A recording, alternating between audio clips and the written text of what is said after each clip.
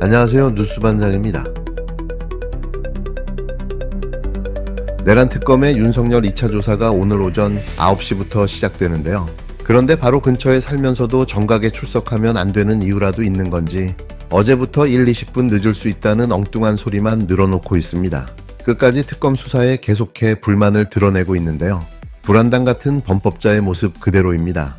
특검은 외환 의혹뿐 아니라 체포영장 집행저지와 불법계엄 사후 정당화 의혹도 수사하고 있는데요. 오늘 조사에서도 영장 집행 저지 혐의에 대해 가장 먼저 묻게 될 것으로 보입니다. 내란 특검이 3일 김성훈 전 경호차장에 이어 4일 박종준 전 경호처장을 불러 조사했는데요. 오늘 윤석열 2차 조사를 앞두고 체포영장 집행 저지 혐의에 대한 조사를 보완한 걸로 보입니다. 윤석열 측은 1차 조사 때 특검팀에 파견된 박창환 총경의 체포 저지 혐의에 대한 신문을 한때 거부한 바 있는데요.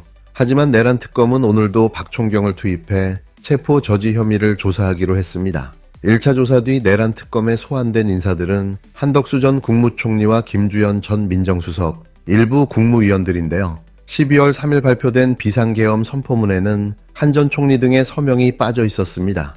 윤석열은 사후 결재도 가능하다는 식으로 말한 바 있는데요. 한 전 총리 역시 강희구 전 부속실장이 출력한 계엄 선포문에 나중에 서명한 적이 있다고 증언했습니다. 특검은 김 전 민정수석이 강 전 실장에게 전화를 걸어 계엄 관련 문서가 있는지 물었다는 진술도 확보하고 불법 계엄을 사후에 정당화하려 했는지 조사하고 있는데요. 안덕근 유상임 장관에 이어 4일 이주호 교육부 장관까지 특검의 조사를 받은 장관들은 모두 계엄 전 국무회의에 참석하지 못한 국무위원들인데 특검은 오늘 조사에서 윤석열에게 왜 일부 국무위원들만 호출한 뒤 계엄을 선포했는지도 캐물을 것으로 보입니다. 끝까지 반성도 뉘우침도 없는 모습인데요. 수사에 응하는 척조차 하지 않으면서 내란 혐의를 부정하는 윤석열의 태도는 단순한 전직 대통령의 해명 수준이 아니라 헌정 질서를 파괴한 내란 수교의 전형적인 범죄자 행태입니다. 지금 이 순간에도 윤석열은 법 앞에 선 국민이 아니라 권력의 꼭대기에 서 있던 착각 속에 머물러 있는데요. 하지만 그 착각도 여기까지입니다. 내란 특검이 윤석열에 대한 구속영장 청구를 유력하게 검토 중인데요. 수사 개시 한 달도 안 돼 전방위 수사를 벌이며 신속하고도 치밀하게 빌드업하고 있습니다. 체포영장만으로는 부족하다는 판단 아래 아예 신병 확보를 전제로 한 구속수사로 방향을 튼 건데요. 그럴 수밖에 없는 이유가 분명합니다. 그동안 윤석열이 저지른 행위를 하나하나 뜯어보면 단순한 권한 남용을 넘어서 헌정 파괴와 국가기밀 은폐, 조직적 증거인멸 시도, 국무회의 무력화, 계엄 문건 조작에 이르기까지 전대미문의 중대범죄가 줄줄이 드러나고 있기 때문인데요. 구체적으로 보면 지난달 24일 체포영장에 적시됐던 혐의는 특수공무 집행방해와 직권남용이 핵심이었지만 지금은 사후 계엄 선포문 허위 작성과 삭제 지시, 국무위원 발언권 봉쇄, 심지어 북한 무인기 대응 관련 외환관리법 위반까지 추가되고 있습니다. 혐의가 늘어나는 수준이 아니라 범죄 구성 요건이 퍼즐처럼 맞춰지고 있는 상황인데요. 이런 가운데 윤석열은 여전히 경찰 조사 3회 불출석, 특검 소환도 무시하며 그 어떤 조사에도 협조하지 않고 있습니다. 오히려 비화폰 삭제 지시와 계엄 문건 폐기 정황까지 드러나면서 증거인멸 의혹이 더욱 짙어지고 있는데요. 수사기관 입장에서는 더 이상 시간을 끌 수 없는 결정적인 타이밍에 이른 거죠. 이대로 놓아두면 증거는 사라지고 진실은 묻히게 되는데요. 윤석열의 태도는 사실상 나는 죄가 없다는 게 아니라 나는 죗값을 치르지 않겠다는 선언과도 같습니다. 민주주의 국가에서 전직 대통령이 내란 혐의로 조사받는 상황에도 일말의 사죄나 해명 없이 수사를 조직적으로 방해하고 있다는 것 자체가 구속 사유를 완벽히 충족시키는 근거가 되고 있는데요. 더구나 계엄 문건은 윤석열이 퇴임한 이후에도 조직적으로 은폐되고 폐기됐으며 비화폰도 물리적으로 삭제된 정황이 드러났습니다.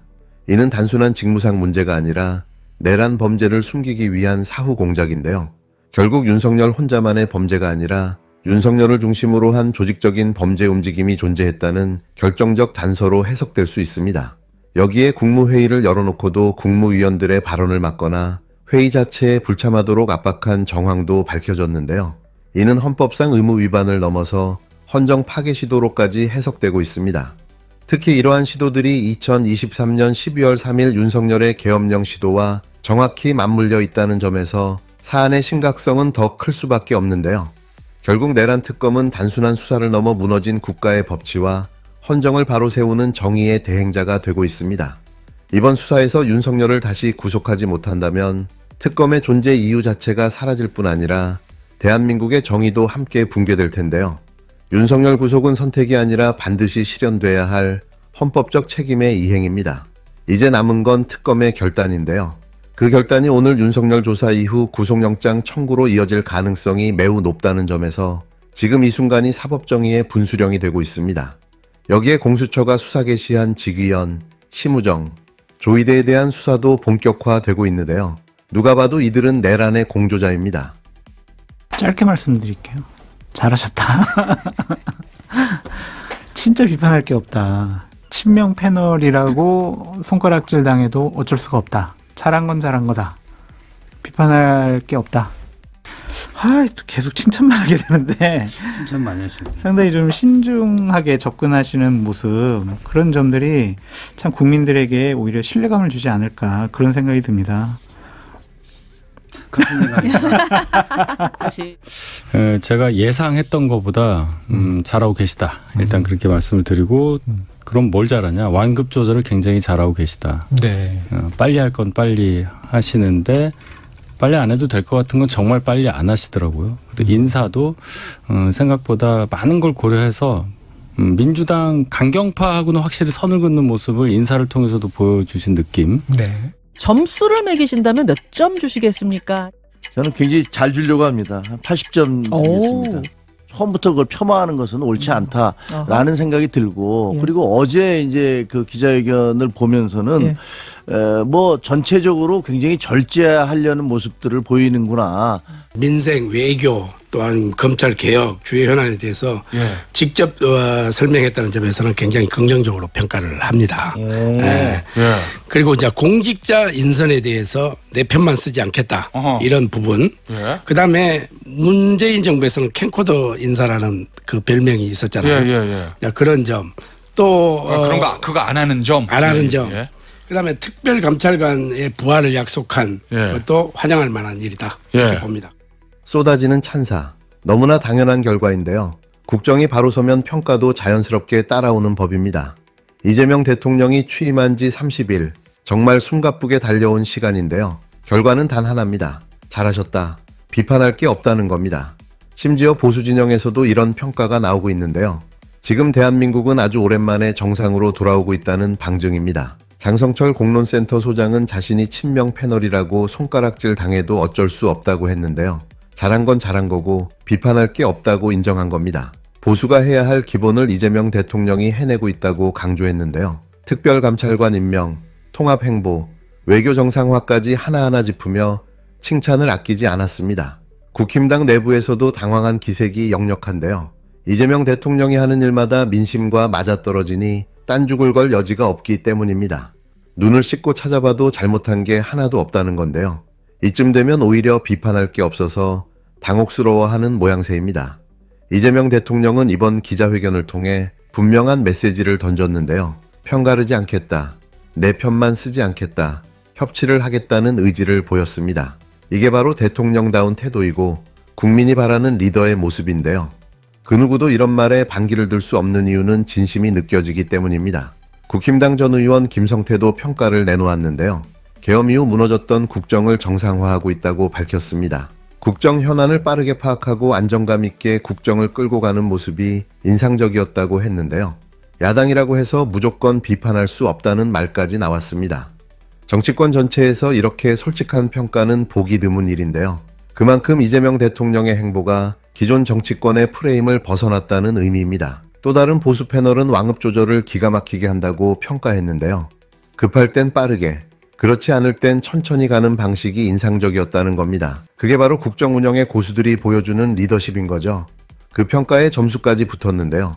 무려 80점을 주겠다는 말도 나왔습니다. 처음부터 성과를 폄하하는 건 옳지 않다는 이야기인데요. 이 역시 국민들, 심지어 보수 진영에서도 공감하고 있는 분위기입니다. 이재명 대통령의 국정 스타일은 기존의 구태와는 확실히 다르다는 평가인데요. 이런 칭찬은 결코 과한 게 아닌 겁니다. 물론 일부 국힘당 주류 인사들은 자화자찬이다, 일방통행이다 하며 딴지를 걸고 있는데요. 그건 윤석열 시대의 망령에 여전히 사로잡혀 있는 착시일 뿐입니다. 지금 대한민국은 무너진 헌정과 국정을 복구하는 대전환기에 있는데요. 그 중심에 이재명 대통령이 우뚝 서 있습니다. 대한민국은 지금 기적처럼 되살아나고 있는데요. 그 기적은 하늘에서 뚝 떨어진 게 아니라 치열한 준비와 헌신에서 비롯된 겁니다. 언론과의 소통, 국민과의 신뢰, 외교의 균형, 민생의 통찰, 공직자의 절제된 인성까지 이 모든 것이 하나의 흐름으로 이어지고 있는 상황인데요. 그 결과는 국민의 신뢰와 만족으로 나타나고 있습니다. 이재명 대통령의 국정 운영이 이렇게까지 칭찬받는 이유는 단 하나입니다. 당연한 일을 당연하게 해내고 있기 때문입니다.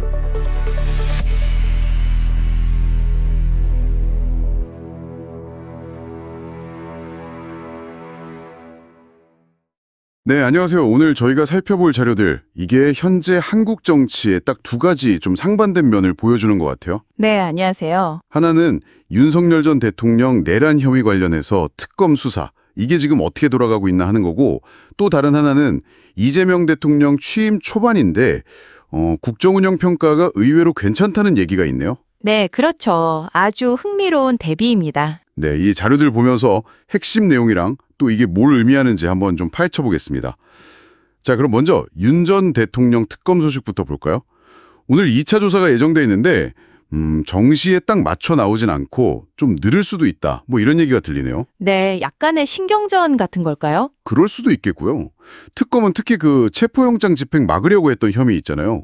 그거랑 또 불법 계엄 선포해놓고 나중에 이거 정당화하려고 한 거 아니냐. 이 의혹에 좀 집중하는 것 같습니다. 네, 그 김성은, 박종준 전 경호처장 이분들 연달아 조사하면서 영장 집행 저지 혐의 이 부분을 상당히 좀 뭐랄까 다진 것 같아요. 아, 보강을 했군요. 네, 근데 좀 재미있는 게 윤 전 대통령 측이 1차 조사 때 그 박창환 총경 이분 신문은 거부했었거든요. 네, 맞아요. 근데 특검이 오늘도 이분을 투입해서 그 혐의를 계속 조사하겠다 이런 방침이라고 합니다. 오호, 수사 의지가 강하네요. 그렇죠. 물러서지 않겠다는 거죠. 그리고 그때 계엄 선포문에 서명 빠졌던 사람들 있잖아요.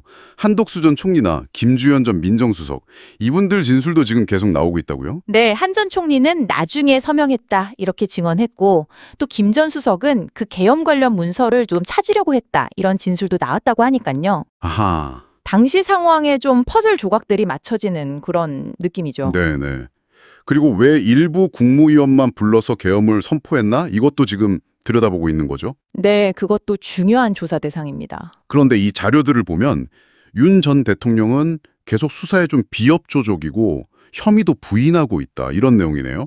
네, 뭐 예상된 반응일 수도 있는데 이걸 두고 이제 헌정 질서를 파괴한 범죄자의 행태 아니냐 이런 비판도 나오고 있고요. 특히 그 암호화된 휴대폰, 그 비화폰이라고 하죠. 그거 삭제한 거나 계엄 문건 폐기한 거 이런 증거인멸 정황까지 드러나면서 아, 증거인멸 정황까지? 네, 특검이 이제 구속영장 청구를 상당히 유력하게 검토 중이다 이런 분석이 힘을 얻고 있습니다. 이게 수사 시작한 지 한 달도 안 됐는데 벌써 신병확도를 전제로 수사 방향을 튼 거 아니냐 이렇게 볼 수 있는 거죠. 네, 그렇죠. 수사의 범위도 계속 넓어지는 것 같아요. 맞습니다. 처음 알려진 혐의들 뭐 특수공무집행방해나 직권남용 이런 거 말고도 사후에 계엄 선포문 이거 허위로 작성하고 삭제했다는 거, 또 국무위원들 발언 못하게 막았다는 거, 심지어 북한 무인기 대응 관련해서 외환관리법 위반 의혹까지 나오고 있어요. 아, 그 부분까지요? 네. 진짜 혐의가 계속 뭐랄까 눈덩이처럼 불어나는 느낌입니다. 자, 근데 이렇게 전임 정부에 대한 수사가 강도 높게 진행되는 것과는 아주 대조적으로 현 이재명 대통령 취임 초기 국정 운영에 대해서는 평가가 상당히 좋다는 거. 이게 또 흥미로운 지점이에요. 맞아요. 특히 보수 진영에서도 호평이 나온다는 게 좀 눈에 띄는데요. 네, 바로 그 점이죠. 취임 30일 됐는데 잘하고 있다, 딱히 비판할 게 없다, 이런 얘기가 나와요. 그 보수 성향의 장성철 공론센터 소장 같은 분은 아예 자기가 친명 패널 소리 들어도 어쩔 수 없다면서 특별감찰관 임명 약속 지킨 거나 통합행보 보이는 거, 외교 정상화 노력 이런 걸 구체적으로 칭찬했더라고요. 네, 저도 그 내용 봤습니다. 국민의힘 김성태 전 의원도 비슷한 맥락에서 국정 정상화 노력을 긍정적으로 평가했고요. 네. 여기서 좀 인상적인 평가는 국정 운영의 완급 조절을 잘한다는 거예요. 아, 완급 조절이요? 네. 그러니까 빨리 처리할 사안이랑 좀 신중하게 가야 할 사안, 네. 이걸 잘 구분한다는 거죠. 인사에서도 내 편만 쓴다, 뭐 예전에 캠코더 인사 이런 비판들 있잖아요. 네네, 있었죠. 그런 걸 좀 의식하면서 되풀이하지 않으려는 모습을 보이고 있다, 이런 분석이고요. 어떤 보수 패널은 구체적으로 점수를 매겼는데 80점, 꽤 후한 점수를 줬더라고요. 와, 80점이요? 보수 패널이? 네. 호호, 이례적이네요. 이런 분위기를 보면 이 대통령이 강조하는 협치나 통합 메시지가 이게 어느 정도는 좀 진정성 있게 받아들여지고 있나 보다 이런 신호를 읽히는데요. 그렇죠. 당신께서 보내주신 자료에도 보니까 여당 내에서도 딱히 비판할 지점을 못 찾아서 오히려 좀 당혹스러워하는 분위기까지 있다. 뭐 이런 얘기가 있더라고요. 네, 그런 기류가 감지된다는 거죠. 이런 초발의 긍정적인 분위기가 앞으로 전국 운용에 어떻게 작용할지 이건 좀 지켜봐야 할 것 같습니다. 네, 그렇습니다. 자, 오늘 저희가 살펴본 것처럼 한쪽에서는 과거 정권의 핵심 의혹에 대한 강도 높은 수사가 진행되고 있고 다른 한쪽에서는 현 정부의 초기 행보에 대한 어떻게 보면 좀 이례적인 호평이 나오고 있습니다. 네, 참 상반된 모습이죠. 그렇죠. 이 극명한 대비를 보시면서 당신께서는 정상적인 국가 운영이란 게 과연 뭘까? 그리고 과거의 잘못을 바로잡는 이 과정이 우리 미래를 위해서는 또 어떤 의미가 있을까? 한 번쯤 곱씹어 보실 수 있지 않을까 싶습니다. 네, 중요한 질문인 것 같습니다. 네, 오늘은 여기서 마무리하도록 하겠습니다.